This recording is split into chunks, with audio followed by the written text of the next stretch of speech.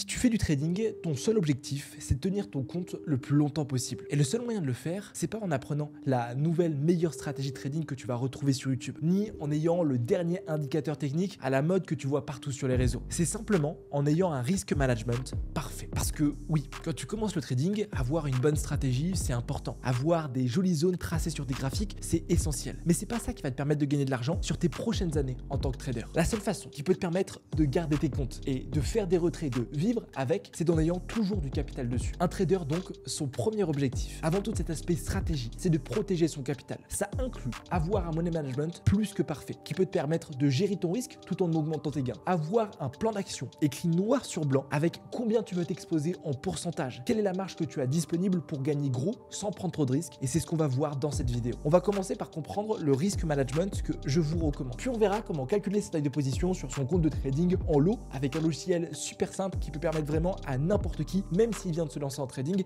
de réussir. Enfin, on verra une stratégie de risk management que j'ai trouvé qui m'a permis de booster ma rentabilité. Et le dernier point, on abordera le concept de R en trading et l'importance lorsqu'on arrive à certains paliers de l'appliquer. Donc, faites bien en sorte de rester jusqu'à la fin de la vidéo, de prendre des notes sur tout ce qu'on va voir, parce que si vous voulez réussir en trading, il ne faut pas avoir le syndrome de l'objet brillant. Testez tous les derniers concepts. Il faut absolument, avant tout le reste, maîtriser ce risk management et ce qu'on va voir sur les prochaines minutes. Ok, on attaque la première partie du risk management que je vous conseille d'avoir et la mise recommandée sur vos comptes de trading. La première chose, c'est que il faut que vous compreniez que avant chaque trade que je prends et que n'importe quel trader professionnel prend, je sais exactement combien je vais perdre sur la prise de position. Mais surtout, qu'est-ce qui se passe si jamais mon scénario est invalidé? Ça veut dire que avant d'appuyer sur la gâchette pour acheter, pour vendre un actif, je sais ce que je vais perdre. Je sais que sur ce trade, j'ai un potentiel de perte de 300, 400, 500 $. Je vous dis ça pourquoi? Parce que la plupart des personnes vont penser l'inverse. Avant de réfléchir à leur potentielle perte qu'elles feront sur le trade, elles vont se concentrer sur le potentiel gain. Vont déjà s'imaginer prendre une position, clôturer 500, 5000, 10 000 euros sur le trade. Alors oui, ça fait rêver. Oui, bien sûr, on fait du trading pour ça, pour faire des gains. Mais un trader professionnel, c'est quelqu'un qui va jamais penser en potentiel gain. C'est quelqu'un qui va tout le temps penser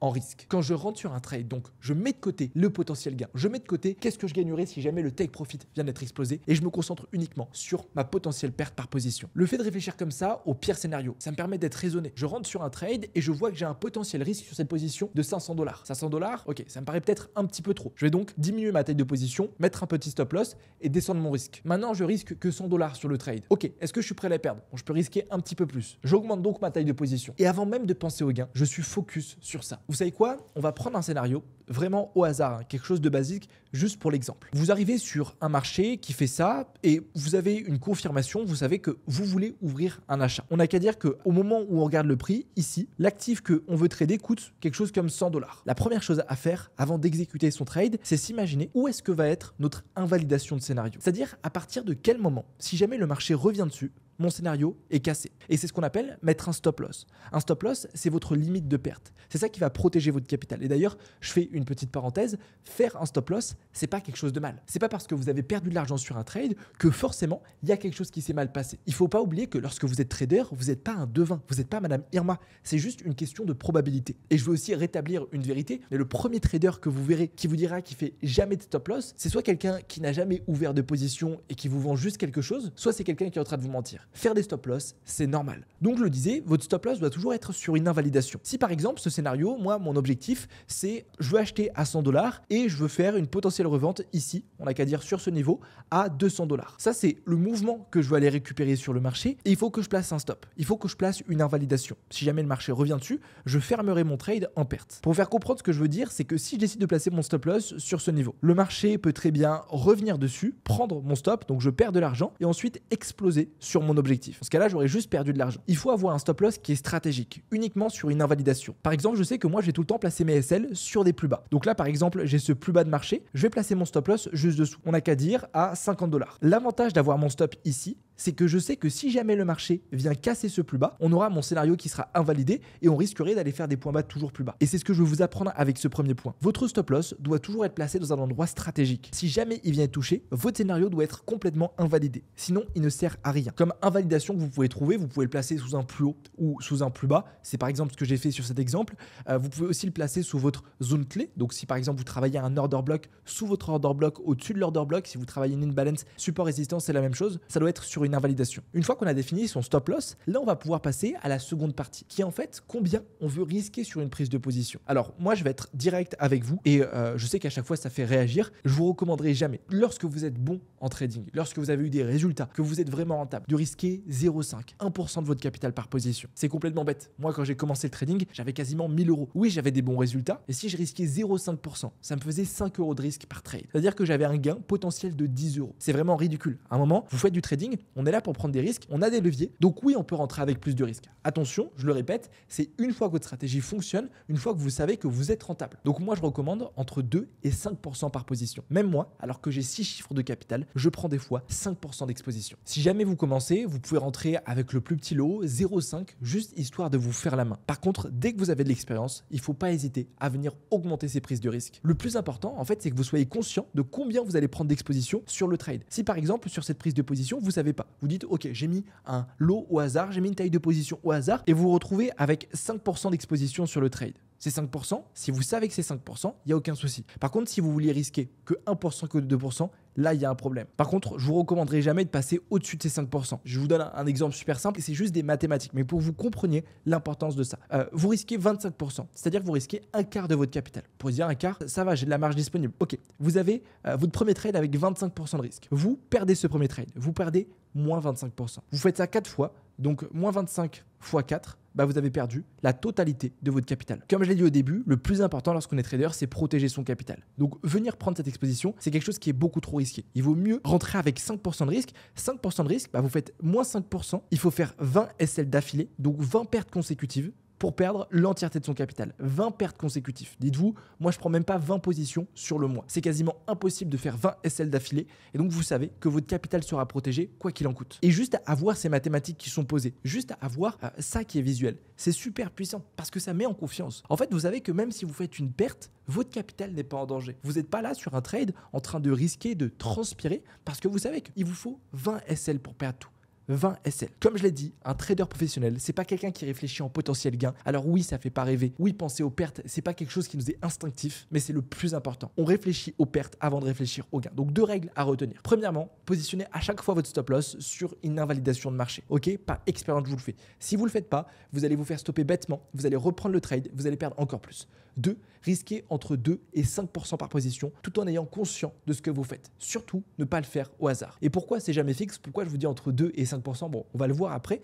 Ça dépend du contexte de marché. Ça dépend des conditions de marché, de la qualité de votre setup. Si par exemple, vous avez une magnifique série en cours avec des trades magnifiques qui passent depuis 2 semaines, là, vous pouvez rentrer avec un plus gros risque. Parce que forcément, le risque que vous prenez sur le trade, c'est pas logiquement votre capital. C'est les gains que vous avez fait la semaine dernière. Alors qu'au contraire, s'il y a une semaine qui est beaucoup plus compliquée, où vous ne sentez pas ce qui se passe sur le marché, vous n'avez pas confiance en vous, vous pouvez venir diminuer votre risque. Et ce qui se passe, c'est que votre capital de trading, au lieu de faire quelque chose comme ça, en ayant tout le temps le même risque management faisant des dents de scie, votre capital va faire ça. Lors des bonnes périodes, vous allez gagner beaucoup plus et sur les mauvaises périodes, votre risque sera rapetissé. De nouveau, une belle période, vous allez gagner beaucoup plus, etc., etc. Et je préfère avoir un equity qui ressemble à cette option 2 que à cette option 1 avec des dents de scie et des grosses pertes des fois. Ce concept, le fait de risquer jamais la même chose, c'est ce qu'on appelle avoir un money management qui est dynamique. Simplement le fait d'adapter son risque en fonction de ce qui se passe sur le marché. Et je vous recommande fortement de le faire, peu importe votre niveau. C'est une des choses qui m'a le plus aidé à faire exploser mes résultats, surtout lorsque j'avais un petit capital. Imaginez-vous faire une semaine magnifique avec 5% de risque par position. Vous prenez 5 trades gagnants, vous avez une augmentation de 20 à 30% du capital. Maintenant qu'on a vu ce risk management, sur cette partie 2, je vais vous parler du concept de marge et de risque souvent que les gens ne comprennent pas. On va prendre un exemple et on va rester sur le même exemple. J'achète donc un actif qui coûte 100 $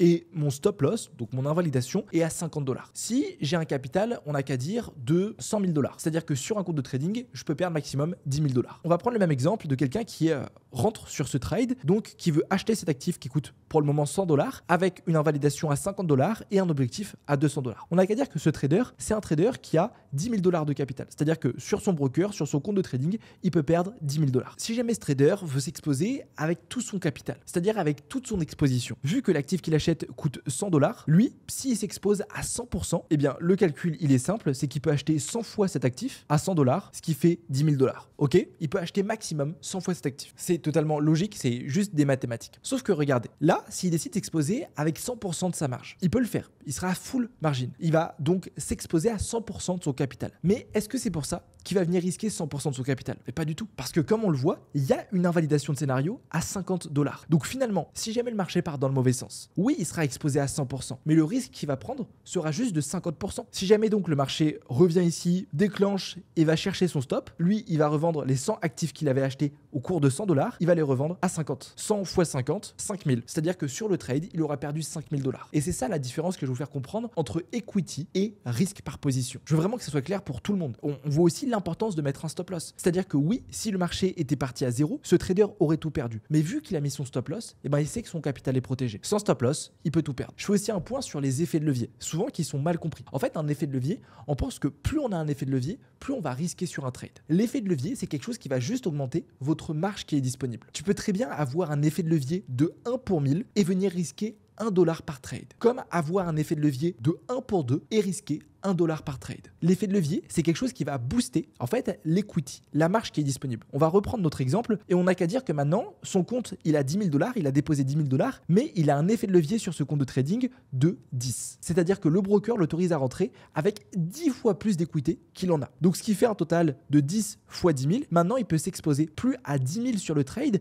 mais il peut s'exposer à 100 000 s'il le souhaite. Donc là, si on refait le même calcul et qu'il expose sa marge 100% sur ce trade, oui, il peut tout perdre. Mais c'est pas parce qu'il a 100 000 qu'il va risquer 100 000. Juste avec cette taille de position, il va pouvoir gérer son risque. En achetant que 100, il sait qu'il reste 5 000. S'il décide de pas en acheter 100, on n'a qu'à dire d'en acheter que 10, il va prendre que 5% de risque sur le trade. L'effet de levier, ça booste juste votre equity. Mais c'est pas parce que vous avez une equity plus grosse que forcément vous allez risquer plus. C'est simplement le principe de marge. Le capital que vous avez est complètement différent du risque que vous allez prendre sur le trade. Et c'est justement ce qu'on va voir sur cette partie 3. Comment vraiment calculer du coup la taille de position qu'on prend sur un actif, sachant que je vous ai donné un exemple concret. Ça, c'est par exemple pour une action, mais des fois, ça se produit en lot. Mais surtout, c'est jamais des chiffres aussi simples. Vous n'allez jamais trader un actif qui coûte 100 $. Vous allez peut-être trader le Bitcoin qui est à 109 322 ou le 11 d'or qui est à 4132,44. Bref, c'est pas des chiffres aussi faciles et aussi ronds. Et c'est pour ça qu'on va avoir besoin d'un outil qu'on appelle une calculatrice de position. Il en existe plein sur Internet. Moi, celle que je vous recommande, c'est celle de Rentable Trader. Ici, dans la partie outils, vous allez retrouver simplement une calculatrice de lot. Et là, il n'existe pas plus simple que ça. Vous avez différents paramètres à rentrer. Premièrement, l'instrument que vous allez utiliser. Quel actif vous allez trader? Donc, si vous voulez trader le Bitcoin, vous mettez BTC-USD. Si jamais vous êtes quelqu'un qui trade l'or, donc c'est XAUSD. Euro-USD, c'est la même chose. Vous avez tous les actifs qui sont disponibles. Ensuite, la devise de dépôt. La devise de dépôt, c'est quoi? C'est la devise que vous avez sur votre compte de trading.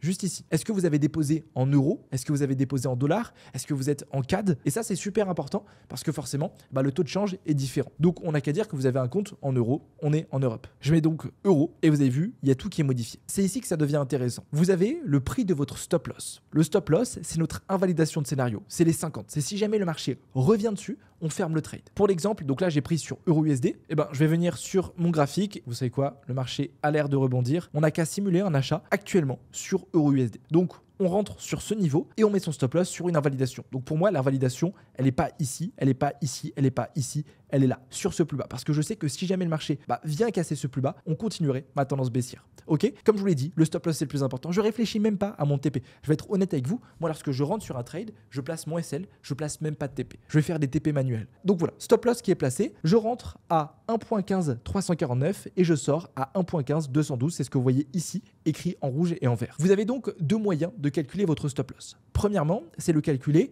numériquement. C'est-à-dire que vous pouvez ici mettre votre prix d'ouverture. Donc moi, c'est ce chiffre. Et d'ailleurs, petite astuce, vous pouvez venir avec votre souris, cliquer et faire copier le chiffre et votre prix de fermeture. Donc ici, hop, je rentre à 1.15 345 et je sors à 1.15 212. Aussi simple que ça. Je vous montre aussi la deuxième option, pas obligé de l'utiliser, c'est ce qu'on appelle calculer en pips. Donc vous avez juste à cliquer sur le petit rouage. Et qu'est-ce que c'est le pips? Le pips, en fait, c'est l'unité de mesure en trading. Lorsque vous voulez mesurer une distance dans la vraie vie, vous la mesurez en kilomètres. Lorsque vous voulez mesurer une variation sur le marché, vous pouvez la mesurer soit en pourcentage, soit en pips. Quelle est la différence?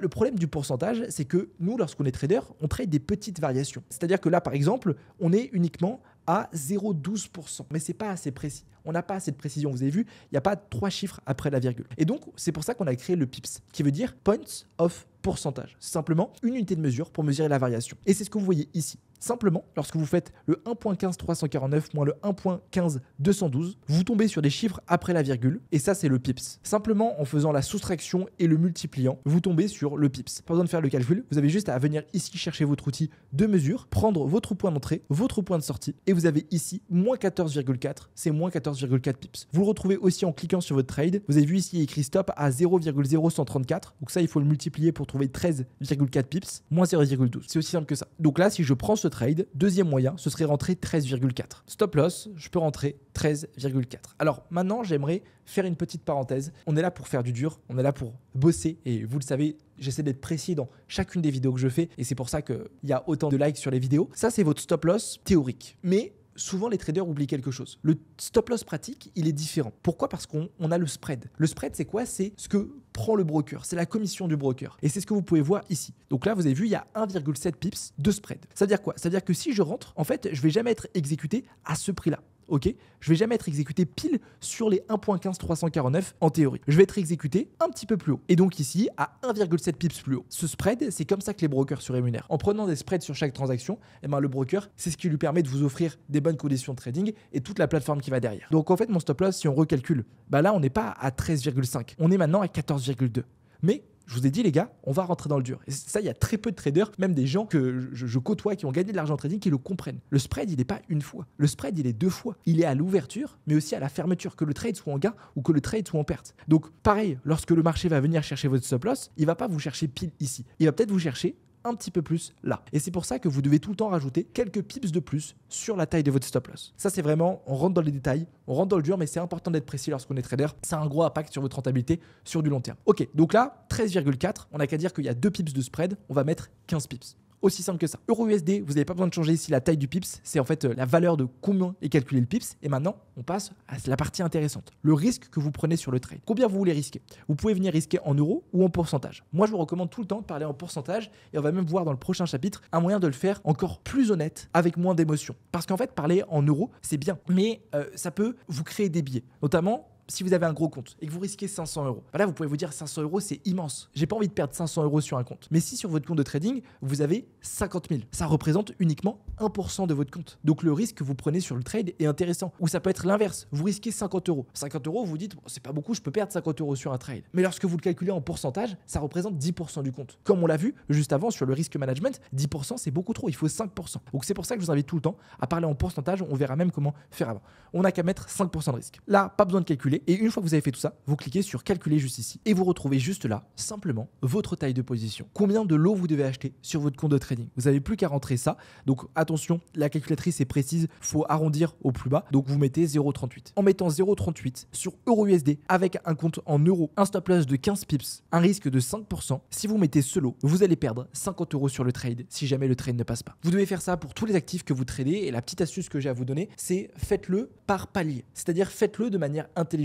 Lorsque vous avez calculé sur EURUSD 15 pips, bah ça, ce que vous pouvez faire, vous pouvez vous faire une petite feuille blanche, et je sais que j'avais ça lorsque j'ai commencé le trading, au-dessus de mon bureau, avec écrit, et ben je sais que pour 15 pips, je vais perdre 50 euros avec ce lot-là. Et donc ça m'évitait à chaque fois de faire le calcul. Et ça va très vite. Moi, par exemple, je trade énormément l'or. Je sais que j'ai des stop loss soit de 35, soit de 40, soit de 50 pips. Je vais risquer 2%, 5%. Et bien je sais en fonction de mon risque, sur ma petite feuille blanche, combien de lots je dois mettre. Pas de place au doute, je rentre de manière mathématique, et c'est ça qui m'a permis de performer. On a vu comment placer son SL, combien risquer par trade, la différence entre le risque qu'on prend et la marge qu'on a disponible, et comment calculer sa taille de position comme un chirurgien pour venir avoir un risk management parfait. Maintenant, je vais vous parler d'un concept qui m'a permis de changer mon trading et des émotions que j'avais dans mon trading. Je viens de vous ouvrir un logiciel pour connecter son compte de trading tout simplement à cette plateforme. Je trouve ça beaucoup plus visuel, et ce que je vais faire, c'est que je vais demander à mes équipes de flouter tous les jours que j'ai fait en gain. Et comme ça, vous allez vous concentrer uniquement sur les journées en perte. Donc ici, vous avez vu, sur cette journée, j'ai perdu 3000 $. Pareil, j'ai perdu 3500 $ sur cette journée.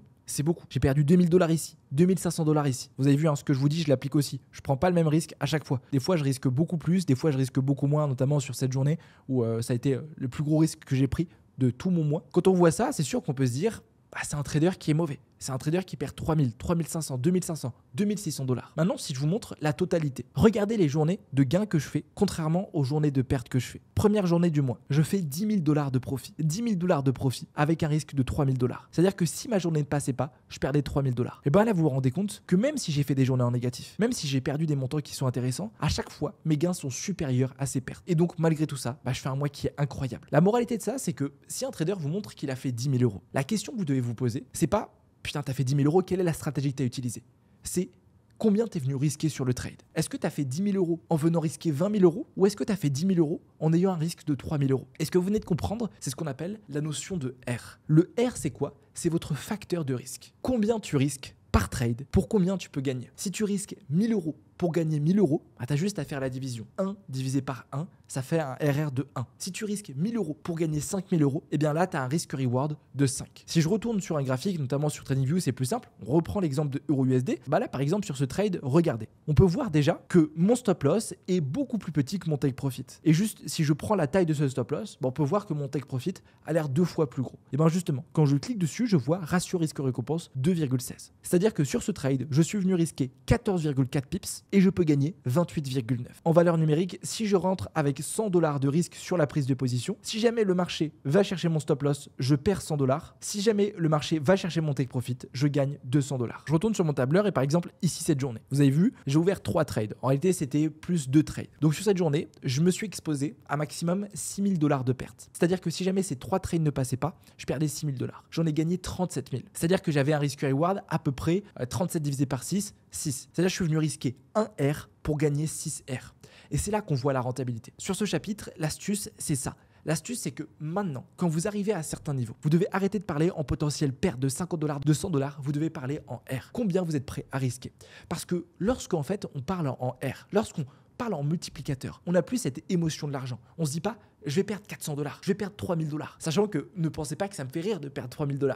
Ne pensez pas que j'ai commencé par perdre 3000 $ sur une journée. Mais aujourd'hui, avec le temps, mon capital a augmenté, ma psychologie a augmenté, et donc perdre 3000 $, ça me fait plus ou moins rien. Parce que je sais que ça fait moins un R. Je sais que ces 3000 $, je les ai perdus, mais j'aurais pu gagner 36 000. J'aurais pu gagner 10 000 $ avec ces 3000 $. C'est aussi l'inverse. Vous pouvez des fois faire une journée à plus 20 000 $, faire une journée incroyable. Et en fait, vous regardez, vous avez fait 20 000 $, mais sur ce trade, vous avez mis un lot immense, vous aviez risqué 20 000 $. Là, c'est pas intéressant. Parlez en multiplicateur, parlez en R. Ça détache des émotions, ça vous permet d'être méthodique et d'être focus que sur une seule chose, c'est votre trading. Très bien, je voulais faire une dernière partie, une petite conclusion, parce que quand vous regardez cette vidéo, vous pouvez peut-être être à 2 endroits. Soit peut-être que vous êtes le trader qui, pour le moment, n'est pas encore à son plein potentiel. C'est-à-dire qu'il a trouvé une stratégie, il sait un peu ce qu'il doit faire, mais pour le moment, son capital de trading, il ressemble à ça. Il gagne, il perd, il n'est pas constant. Si jamais vous êtes dans cette étape 1, c'est-à-dire que vous faites partie de cette catégorie de traders qui stagnait, qui perdait de l'argent, je vous recommande une seule chose. C'est concentrez-vous sur votre stratégie, sur votre point d'entrée. Vous devez vraiment essayer d'être le plus méthodique possible. Je vous recommande de ne pas perdre beaucoup de temps avec la gestion du risque, de ne pas perdre beaucoup de temps avec le risk management. Vous pouvez commencer à parler en R, commencer à voir et à comprendre ça. Maintenant, essayez d'avoir le même risque, le même lot par position. Parce que là où vous devez vous focus, c'est faire en sorte que votre ton de trading passe de ça à quelque chose qui ressemble à ça, où vous commencez à avoir des résultats et vous commencez à gagner de l'argent. Donc apprenez à calculer votre position, comprenez ce qu'il faut faire, mais n'essayez pas de jouer avec votre risque. N'essayez pas de prendre plus, moins, beaucoup trop de risques. Essayez d'être méthodique, de focaliser sur votre stratégie, focaliser sur vos entrées et ça suffira. Maintenant, si vous faites partie de la catégorie trader numéro 2. Catégorie trader numéro 2, c'est des traders qui sont déjà rentables, qui ont déjà des résultats et qui savent qu'ils ont trouvé leur edge. Leur edge, c'est leur stratégie. Alors maintenant, vous pouvez vous concentrer sur le risk management. Je vous recommande fortement de vous créer un journal de trading, d'avoir un journal de trading pour traquer vos résultats. Et bien là, vous allez pouvoir commencer à optimiser, à venir grossir votre risque, faire un journal de trading si ça a du sens pour vous, voir quel est le moment sur lequel vous avez les meilleurs résultats. Est-ce que par exemple, moi j'ai remarqué que, je vous montre un truc sur mon journal, je remarque que mes journées de jeudi, c'est les journées qui sont mauvaises parce qu'on a des retournements. Vous avez vu, là, à chaque fois, toutes mes journées de jeudi sont des journées qui sont perdantes. Donc je sais que jeudi, je vais rentrer avec un risque beaucoup plus bas. Par contre, ce que j'ai remarqué, c'est que souvent, mes lundis sont extrêmement bons. Vous avez vu 21 000, 1000, 35 000, 37 000 et ici, 2 petites pertes. Donc là, je vais pouvoir augmenter ma taille de position sur ça. Ça, c'est de l'optimisation. C'est des petites choses qui vont vous permettre de booster vos résultats. Vous allez aussi pouvoir faire en sorte de filtrer vos prises de position avec des catégories de trades. Par exemple, moi, j'évalue mes prises de position avec des étoiles. Un trade qui est parfait, c'est un trade qui est 5 étoiles. Un trade qui est bof, c'est un trade qui est 2,5 étoiles. Un trade qui est bien, c'est 3 étoiles. Et en fonction de ces étoiles, forcément, je vais avoir une plus grosse ou moins grosse confiance sur la prise de position. 5 étoiles, je vais avoir tendance à mettre un plus gros lot. Moins d'étoiles, diminuer mon risque, voire ne pas prendre le trade. Mais surtout, n'oubliez pas que vous devez vous concentrer sur une seule chose, c'est vos R, vos pourcentages. Ça sert à rien de visualiser ses futurs gains. Ça sert à rien de se dire, ok, si je continue comme ça, je vais faire 5 000 $ sur le trade, je vais faire x2 de votre capital. Ne faites jamais ça. Focalisez-vous tout le temps sur qu'est-ce que vous pouvez perdre sur le trade. Et avant de cliquer, vous devez vous dire, qu'est-ce que ça me fait si je perds 2 000, 3 000 $ sur le trade? Est-ce que je me sens bien? Est-ce que ça risque de m'impacter psychologiquement? Est-ce que c'est beaucoup trop pour moi? Et le fait de penser comme ça, en risque, c'est une des choses qui m'a le plus aidé en trading. Donc j'espère que ça vous a plu, j'espère que vous avez appris des choses sur cette vidéo sur le risk management. Merci d'avoir regardé la vidéo jusqu'au bout et je vous souhaite à tous un excellent trading. Pour plus de formations, pour plus de vidéos, je vous mettrai ici une formation immense que j'ai faite sur ma stratégie. Je vous invite fortement à aller la voir. Je crois qu'il y a 4 heures de vidéo. C'est complètement le feu. C'était Casper. Très bon trading à vous. Ciao, ciao.